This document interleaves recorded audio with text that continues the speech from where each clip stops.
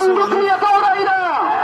আমাদের সম্পর্ক ওলি আল্লাহর কদমের সাথে, তাদের সম্পর্ক হিসাবের বাইরে চলে যাবে। এই আল্লাহ কোন কেউ দিয়েছেন, এত বড় শক্তি দেখেন। আল্লাহ যদি চান ওলি আল্লাহদের বিরুদ্ধে বলেছেন মনাবানি নবীন ফাকাদা ফান্তুহু বিল হক।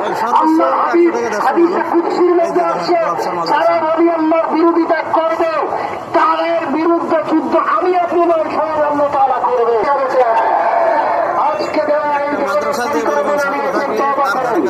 আমরা সুস্থ এবং সুন্দর পরিকল্পনা